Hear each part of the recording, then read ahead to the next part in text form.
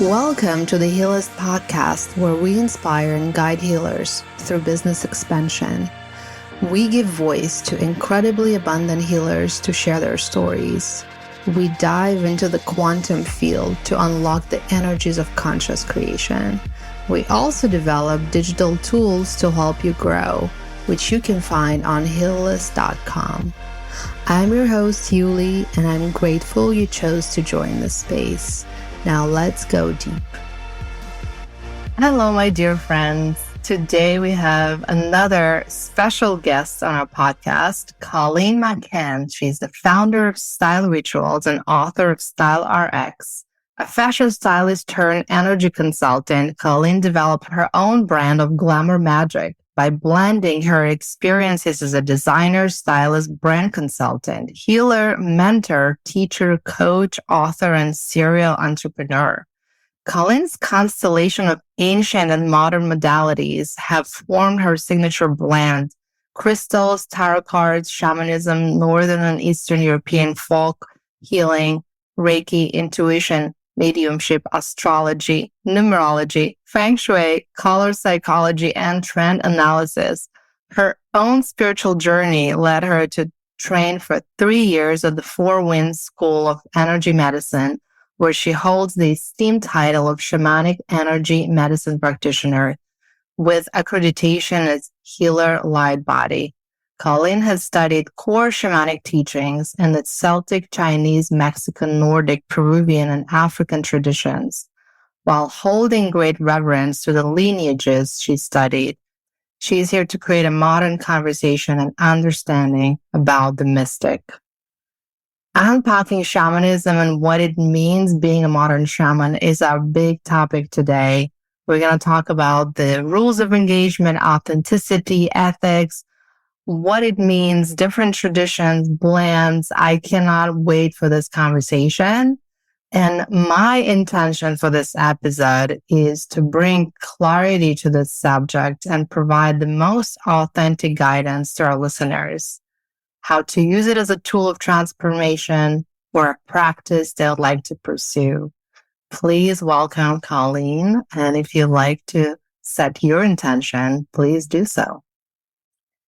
Hi, Yuli. Thank you for having me. It is such a pleasure to be here today. And just to tell your listeners, we decided to pull a tarot card together before our talk started. And the word passion came up on the card on this big, beautiful, juicy red card. So I think that has to be the intention for our talk today.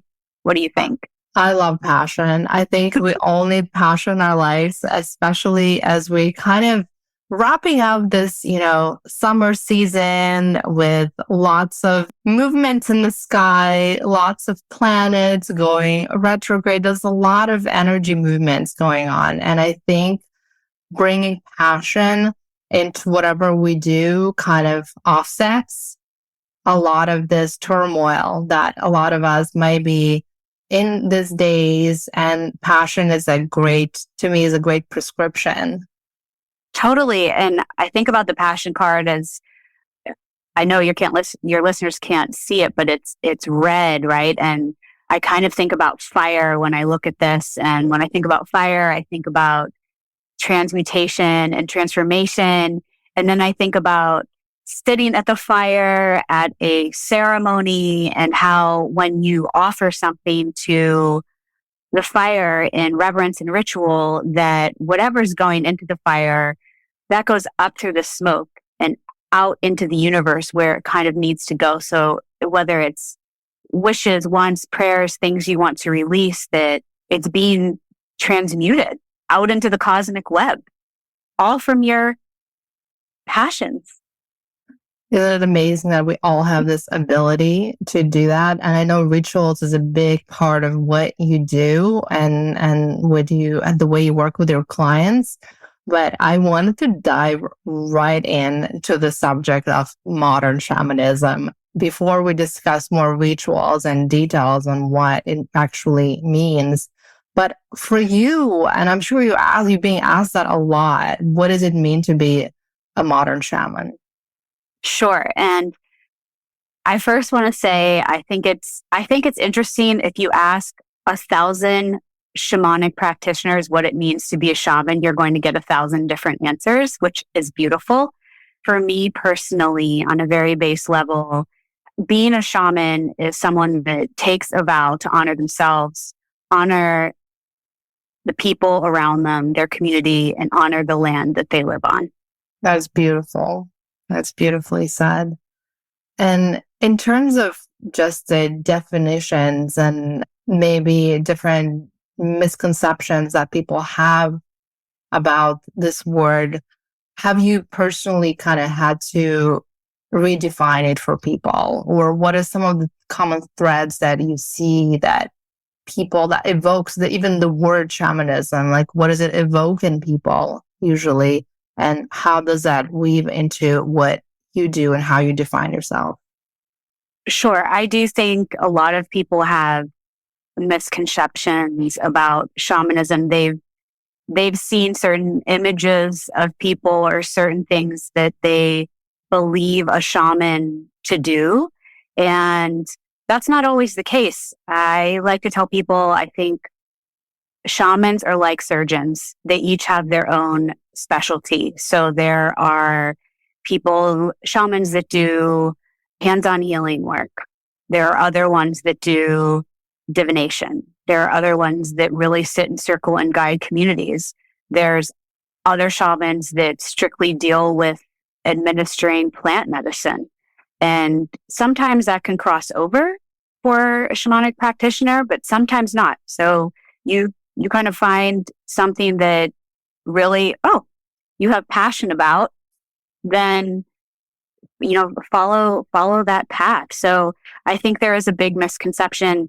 I mean, the first thing, if somebody finds out that I've had contact with learning about shamanic practices, the first thing they ask me is, "Oh, you do ayahuasca. You're into plant medicine. Is that what you do?" And I'm not at all. So that's not something that I personally touch. So it's interesting that is 100% one of the first things people ask about when they hear the word shaman. The second thing they hear about is, well, I thought that only existed in a Native American tradition or in a Peruvian tradition because that's what people see the most. And what I find fascinating about this, and I had to learn this on my journey, and the only way I learned this was by people asking me questions about it and me having to get answers. It was a lineage practice that I've always been very drawn to, not even knowing why. That's just where I found myself and went down that mystical rabbit hole. But there's shamans in Ireland and Korea and Hawaii and Canada and Africa and Japan and any other place that you could possibly name. There's shamanic practice. They might not use that word.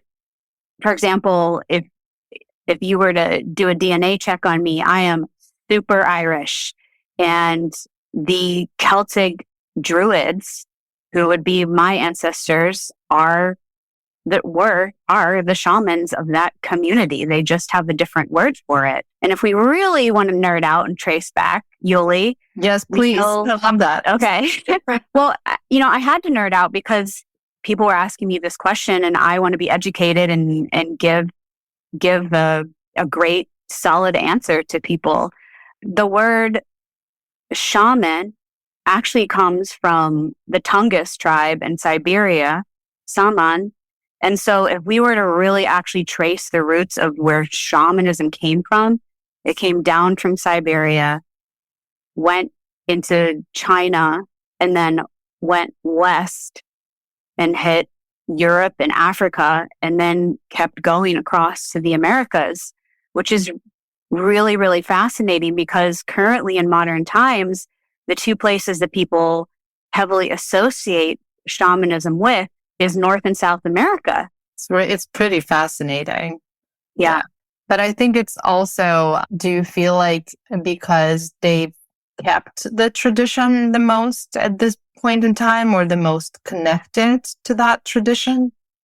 I love that question. And yes, and so the first lineage of shamanism I was exposed to was Peruvian, and even more specifically, when you get into the Peruvian lineage, you either have the Amazonian traditions or the high mountain traditions. And I was exposed to the high mountain tradition with the people of Keros.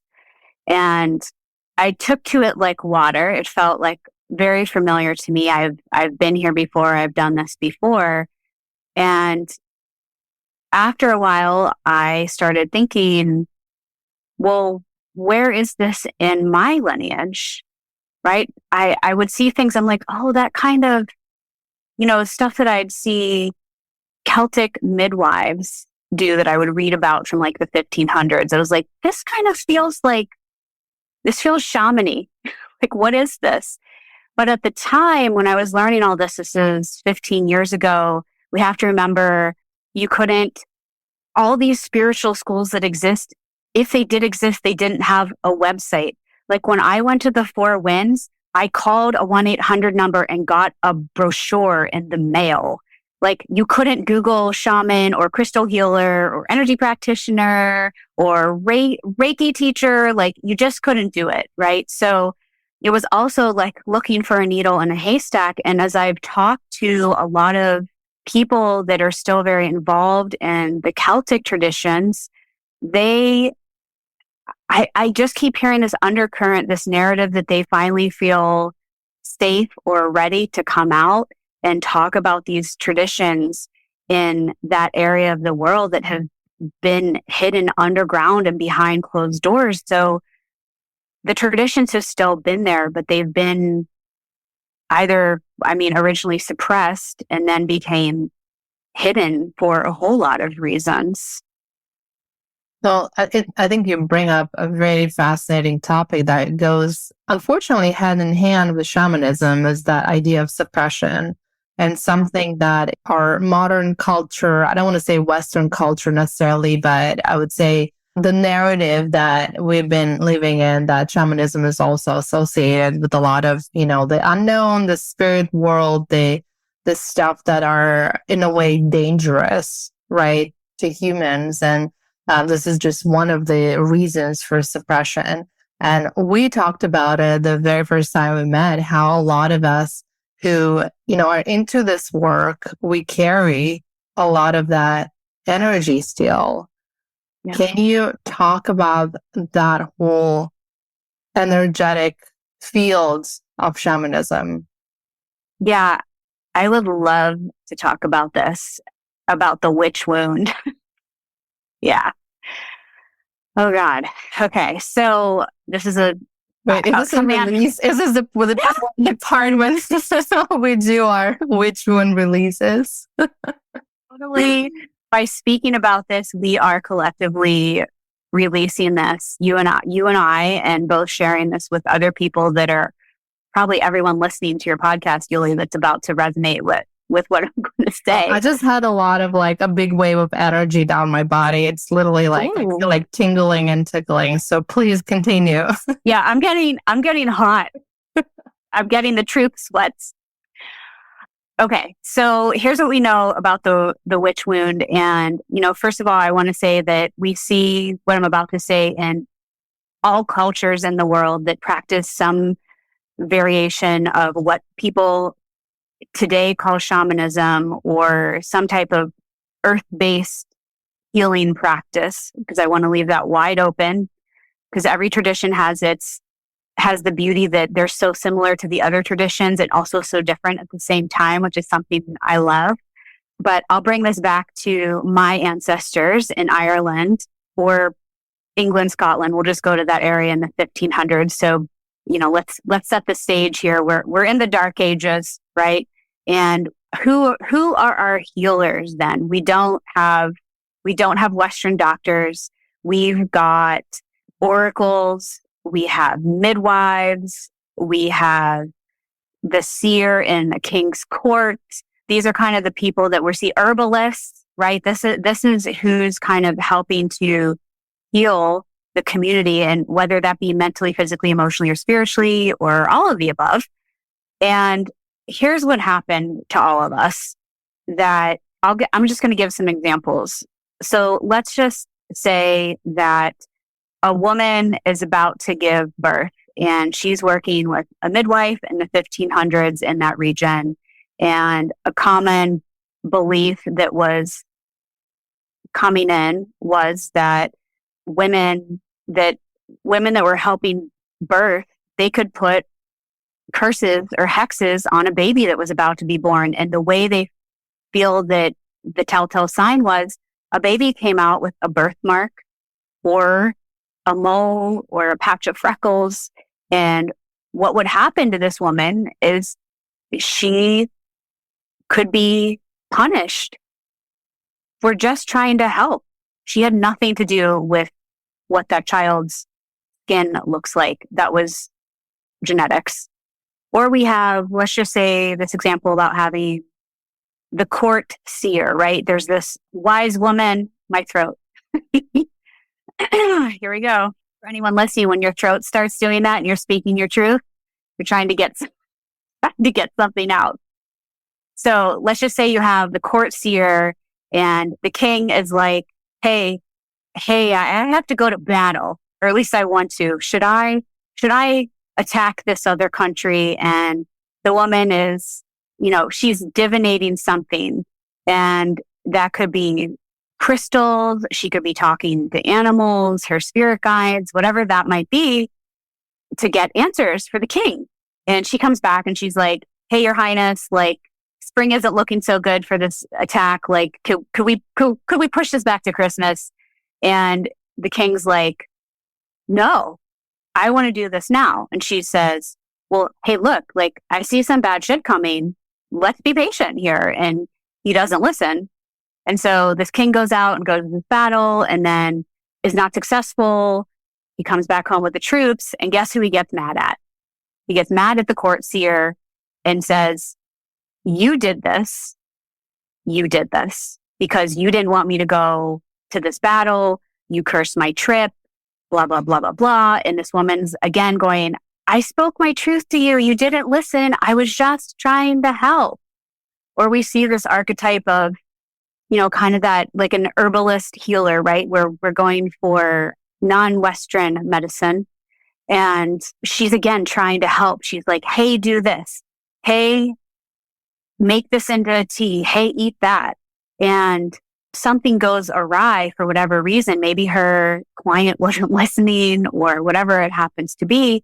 And she gets blamed for it. And what traditionally happens to all of these, and I'm not going to say, I don't want to disclude men or whoever identifies how they identify, but we see at least historically, we're being shown that it was people that identify as women. So here's what happens. The king chops off the court seer's head for what she did. You could get burned, shamed, stoned, excommunicated, all of these kinds of things around these women that identify as the archetype of healer just because they were trying to do good and to help other people. Now, what's interesting about all this is whether you believe you were there, right? If somebody believes in past lives and is hearing me talk about this and is getting, all the hairs standing up on the back of their neck. Yes. Maybe you were there and this is, still affecting you. Maybe you don't resonate or don't believe in past lives, which is fine, but perhaps you actually know or think about your ancestors from these lands that were persecuted in that way. And you carry that in your DNA. So it's up to us, people that identify as healer or people that know they had powerful healers in their family, to collectively release this karma. And the only way we can do that now in 2023 is to speak our truth. And it was funny when I would watch this come up for me personally. So when I started style rituals 8 years ago, I was very blessed to receive a whole lot of press in the fashion industry. And that required me giving interviews, getting my picture taken. Eventually, podcasts weren't around yet, but eventually podcasts. And every time I would do one of these things where I had to speak my truth, first of all, I would be done with the interview and I had a vulnerability hangover like you wouldn't believe. And then I just want to note that. And second of all, I would feel scared, like someone was going to come and get me, or I was bad or wrong for what I said. Even though I knew I was in alignment with what I was saying, I would feel that way. When I turned, and I've watched this get greater and greater. And when I wrote my book, Crystal RX, I remember this specifically.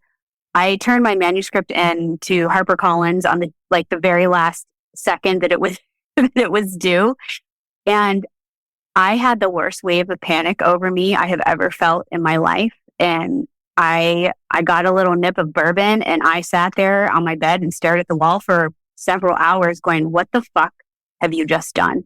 What are you doing?" And all I kept feeling was this witch wound, as people call it, around me because I was speaking my truth. And I carry that karma like you do, Yuli, and probably so many other people listening to your podcast. Oh, you said it. So, it's painful, but so beautifully. I never actually thought about it to that extent. It's something that we mention in a conversation as an anecdote, I think many of us, but I don't know, unless you maybe step fully on a healer path and then you have to, treat the wound. I'm sure many of us kind of leave it untreated and continue doing what we do and constantly have that somewhere in the back of our minds. Yes, absolutely. And there are many versions to treat this, right? Like, for example, you speaking your truth on your podcast is you healing the wound. It could also, we don't have to get so big and grand and out in the open. There are people that could be at home, and let's just say they're in a dynamic with a family member or friends or coworkers or something like that, and having to learn to speak your truth in kind of that everyday capacity is just as important as going out there and having a podcast or being out in the open where everybody can see you. And you work at it a little bit every day, and it comes in different situations to different people. The medicine comes how we need it. So here we are. I think you boil it down so well to one simple thing. It's about speaking your truth. And I find it to be, as you said that, I was just I had all these flashbacks in my mind. It's like, all these times that, it was suppressed for me personally from different reasons, whether it's growing up in a communist country as a child and where it's speaking the truth was literally danger to your life in certain cases. And then even when I came to America, I kind of found like a different twist to that, even though we're the free speech country. But I found there's so many layers, like cultural and just social norms around speaking and what is allowed to say versus not, whether you're in a corporate environment or just among like other people trying to socialize. There's so many social norms around certain things that even though there's this basic right of freedom of speech, it's kind of an illusion in most cases. Yeah, I agree with you. So I don't think we realize ourselves how that we still have different like levels of suppression.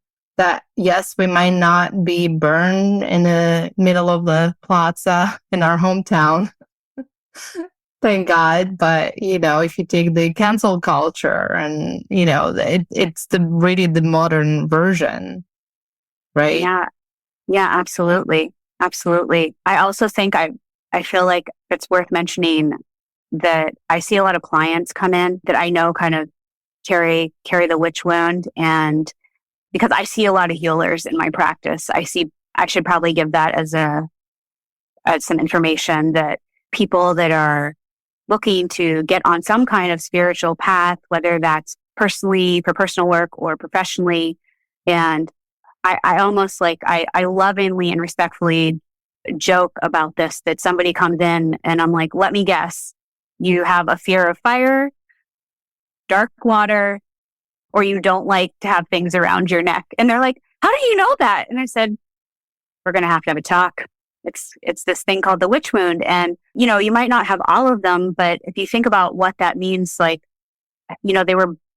they would tie rocks to women's feet and throw them into lakes. And if she didn't swim, she wasn't a witch. But if she did, she was. So, you're basically effed either way as that person, right? If you get back up to the surface, it's not looking good for you. Or, being tied to a stake, right? There's the fire piece. And then also I don't like people's hands near my neck. I don't wear turtlenecks. I don't like wearing scarves. I hear that so often, because think about a rope being tied around somebody's neck. And it's gotten so stereotypical. I can't even believe it. I can't believe more people aren't talking about this. Well, we just talked a lot about this, and I gave people a lot of, but I just loved every single moment of this conversation, because like you said, I haven't heard many people really going into depth and details, and you give so many terrifying and amazing examples that I'm sure a lot of people are going to be going through, many past life regressions in the next few days after listening to this episode and trying to unpack their own past. It's a great place to start. Go get a past life regression and see yourself, how you died in that life. And I guarantee that there's some kind of thread or information around something that's currently coming up for you in the present day. Mm-hmm. Yeah, absolutely. And kind of tying it back to shamanism, no pun intended. But going back to shamanism, let's talk about the Renaissance that we're seeing these days, which suddenly it's becoming so back into our consciousness narrative that it's almost trendy at this point, right? Which is, could be a great thing for shamanism. But yeah. What is your point of view? What is some of the forces behind the Renaissance of shamanism these days? I think what's behind the Renaissance with shamanism is that people more than ever are seeking something. And I have no intention of bashing any kind of traditional religion. I grew up in the Catholic Church, so that's something that's super familiar to me. I think I'd say I hear an undercurrent from people, whether they grew up religious or not, that they're not finding what they need from those practices or finding everything that they need. I think it's really beautiful when I see people that identify both as Catholic and a shaman. Great. Do you?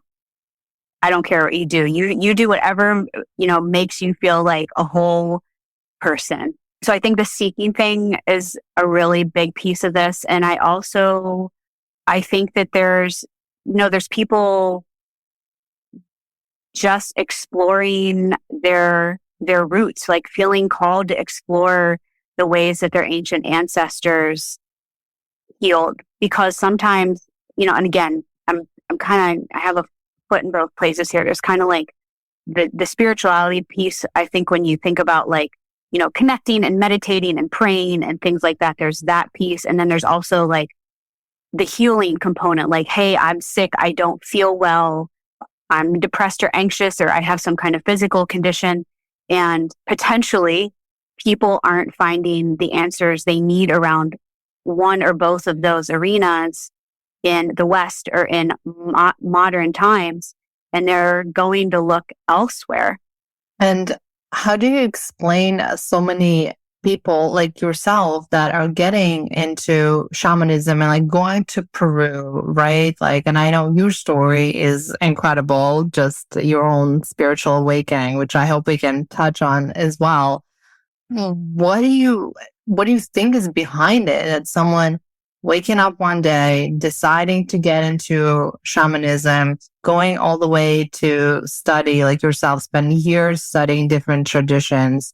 Is it, as a trend expert as well, is it a trend or it is more of a kind of coincidence and because those studies are just more accessible? Yes. First of all, how would I coin this trend? Yuli, hashtag ancient future. Love that. I really hope it's not a trend, and I hope that it's us reaching into our past to gather information and medicine and healing that helped our ancestors before we were, exposed to such modern ways. And not that those aren't good. Like, I always tell somebody, I was like, if I ended up sick somewhere, I want a Western doctor and a shaman at my bedside, right? Like, I just want to be clear, I'm not shitting at all on Western medicine, but my hope is that they can hold hands and work together. Like, that's where I'd love to see the future of healing when it comes to mental or a physical healing that needs to happen. And how would you suggest somebody navigates that landscape? Because obviously there are so many different traditions, and I know often you have a calling for one thing or another. But just in terms of exploring, whether you're a healer that's looking to expand, a toolbox and kind of drawn to shamanism, or even, a person who's looking for healing and interested in experiencing or working with a shaman, how do you navigate that space in terms of the knowing what's real, what's authentic, what's legit, what resonates with you? Oh my goodness. That is a big question. Okay, big breath. I know you can. Yeah, I know you can take it. That's why I'm asking. I can take it, lady. Okay. So first of all, if you are looking, the first thing I would tell you, even before you think you want to dive deep into shamanism for yourself, whatever lineage that might be, I would tell you to start by working with a practitioner that you gravitate towards. So how do you find the right practitioner? One side of me is going to tell you, use your intuition. If you see that person's face and you just resonate with them for some reason, you're getting tapped on the shoulder, your heart lights up, something is telling you that you're like, I need to go and talk to that person for some reason and understand they have information for me in some way. There's also the practical side of me that I'm going to tell you, and we're so lucky now with the fact that healers are online. Look at their bio, see where they studied, what lineages do they know, what are their credentials, and make sure that healer has done their work and is also currently doing their work, right? Because you want to go to somebody that's experienced and also continually educates themselves in whatever they know about. And I think that's the first step to getting into this.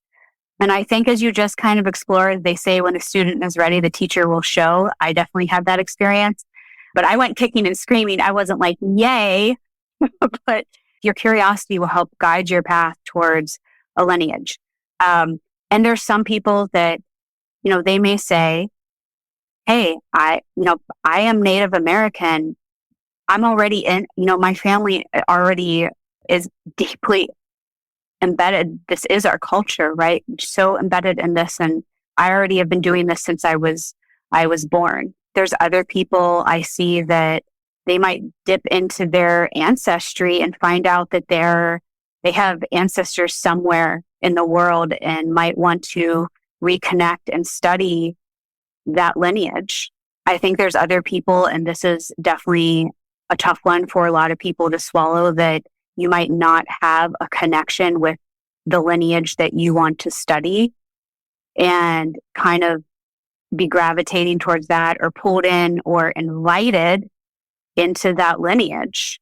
And I definitely found myself in that situation a lot of times when I first started that I was like, what am I even doing here? I don't know what I'm doing here. But it also helped me at the end of the day to reconnect with Druidic practices, the Celtic shamans, the wise women. They were called sharp women, people that did readings and divination and intuited, but I couldn't find them right away.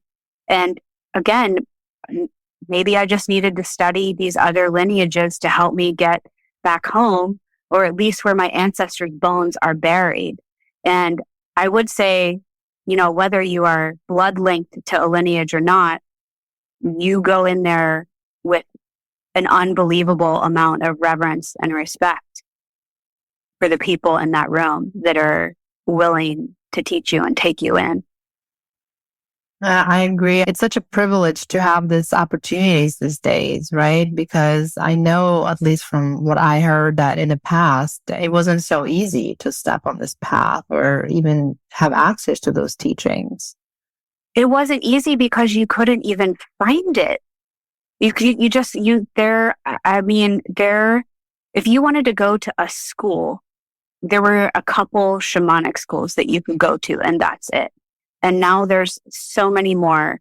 There are teachers running private circles. There's, online courses. There's like none of this.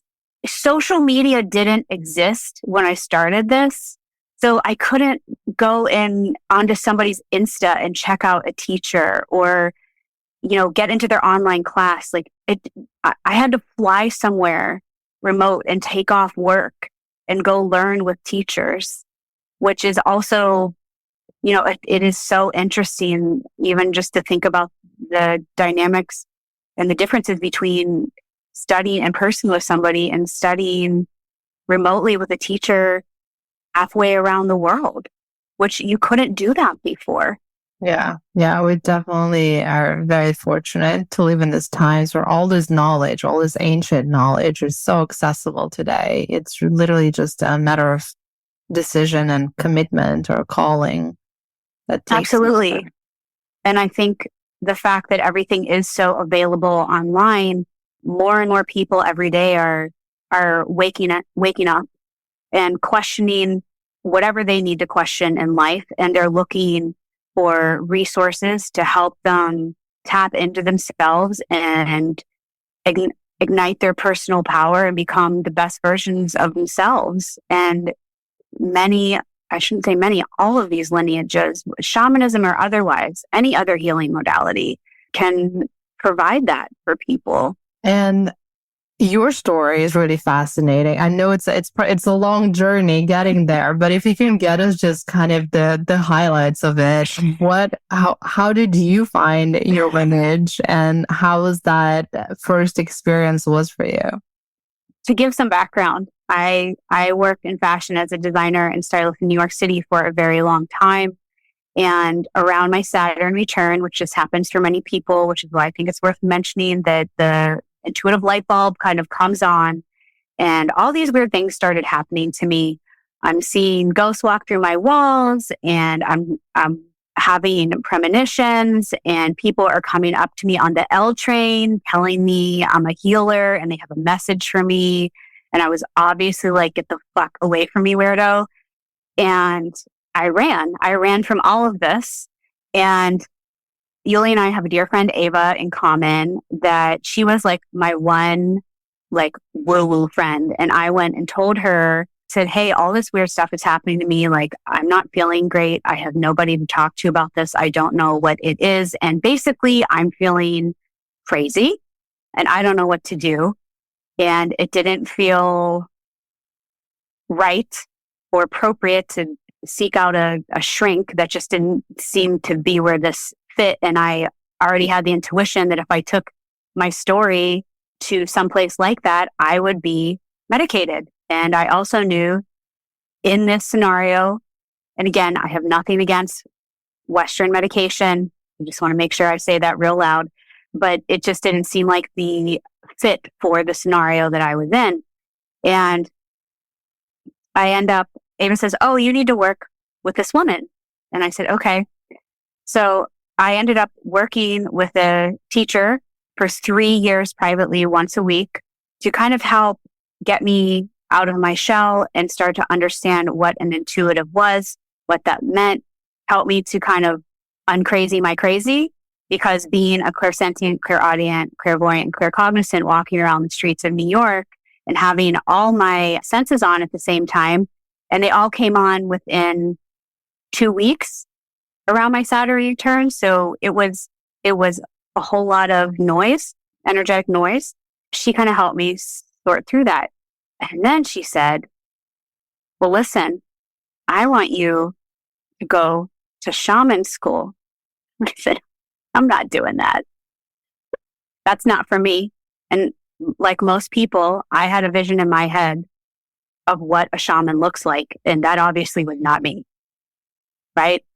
I wore stilettos to work and lashes. Like this was not my people. So she basically got very perturbed with me and refused to work with me until I agreed to sign up for school. And so I begrudgingly signed up for school at the wonderful Four Winds Institute for Energy Medicine. And I had some crazy experiences there. The first one was, first of all, how I showed up at school. So our first class was in Joshua Tree, California. They teach classes all over the world. And that was the closest one for me at the time. And I was late. So my inner Virgo was freaking out. My flight was late. So I got to class late and I flung open the doors to this room full of people, and like 100 people turned around and 4 teachers and all stared at me. And so that made me feel really uncomfortable. And then I realized that I was totally not dressed for the occasion. I had Don't tell me you were wearing your stilettos. Yeah, lady, I did. And it was in the sand. Like I had stilettos on. I had these 5-inch platform high heels on and like tiny silk shorts and like a blouse.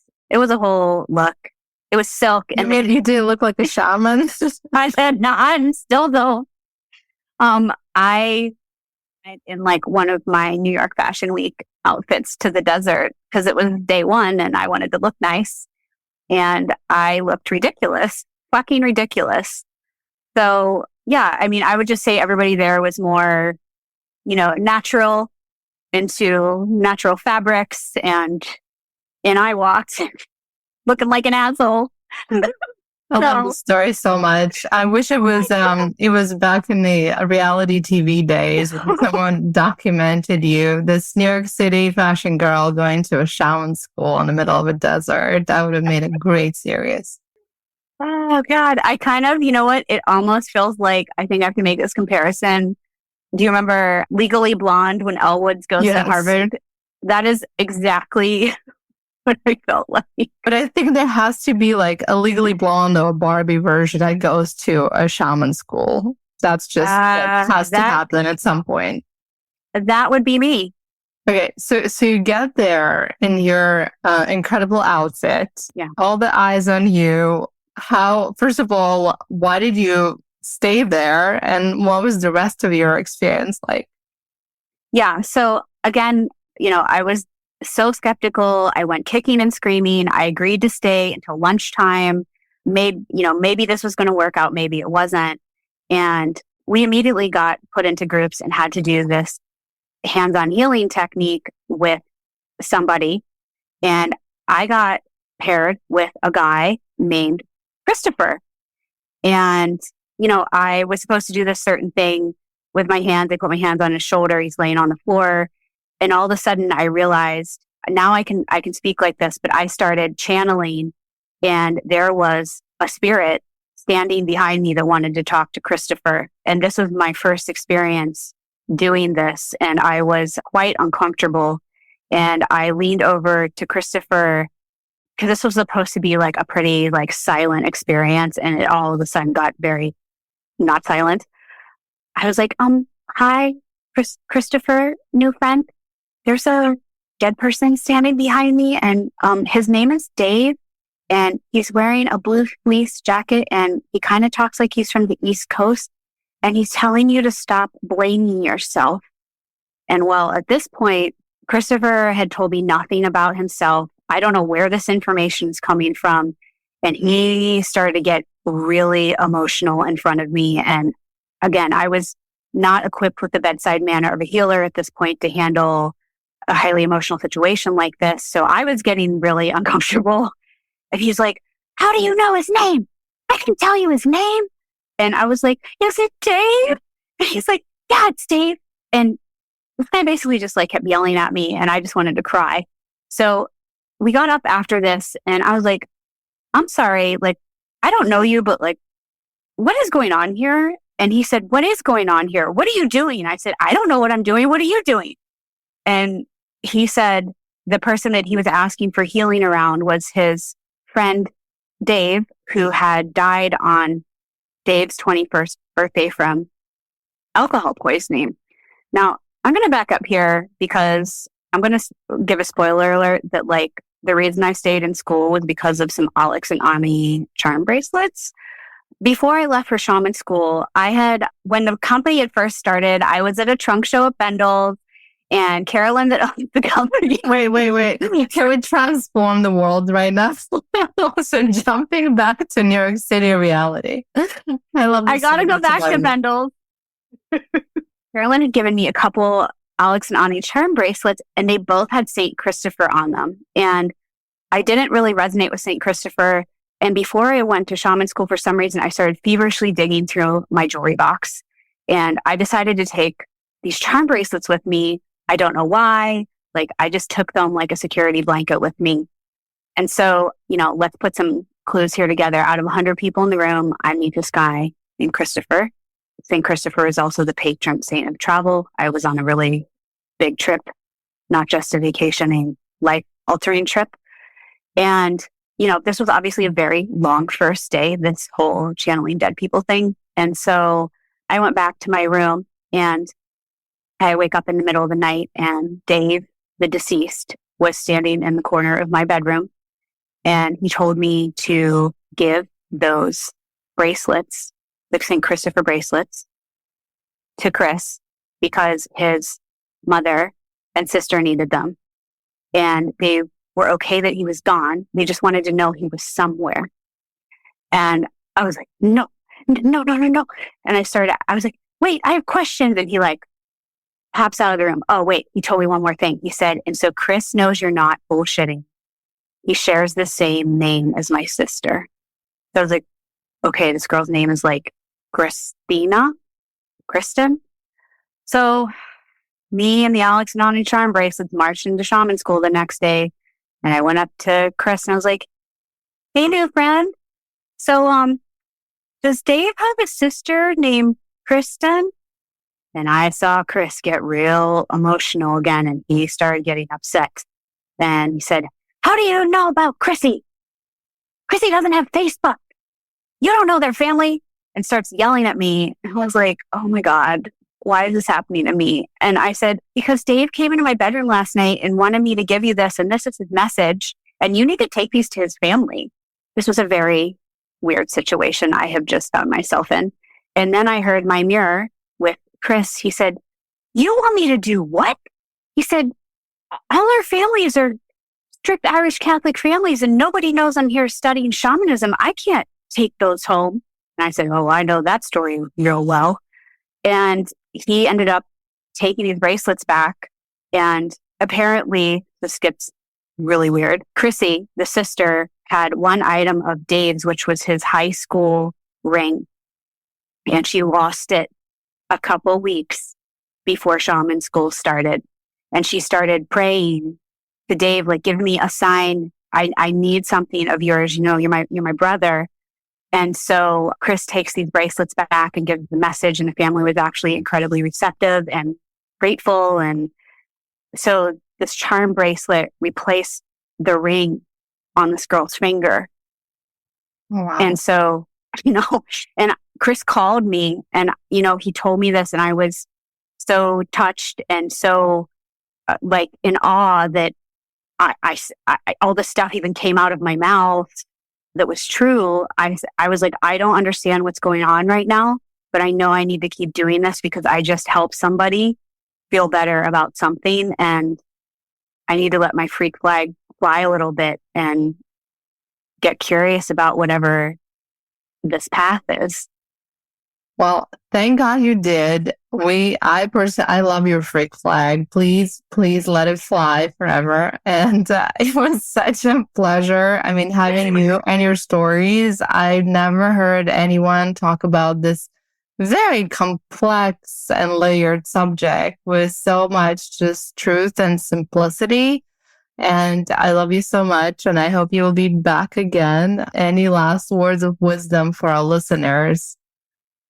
I would just, you know what? I think for last words for our listeners, I think I want to round back to the message we got with our tarot card that's energetically been guiding our conversation together here today. And, you know, it feels like a very current and potent message right now, especially the way the world has been the last so long, to really step up and gain momentum and follow your passions. And if you're feeling under a lot of pressure or fear to make changes in your life, to really sink into what your heart is telling you is the way forward. That is my tiny channeled message for your audience and the end of our beautiful conversation, Yuli. That was so wonderful and a beautiful message. And again, it's such a pleasure to have you. Thank you. Thank you for bringing your wisdom, your spirit, and your passion to us. And I hope to see you again soon. Thank you. Thank you, Yuli. It's a pleasure to be here, and I would be honored to be welcomed anytime. Thank you.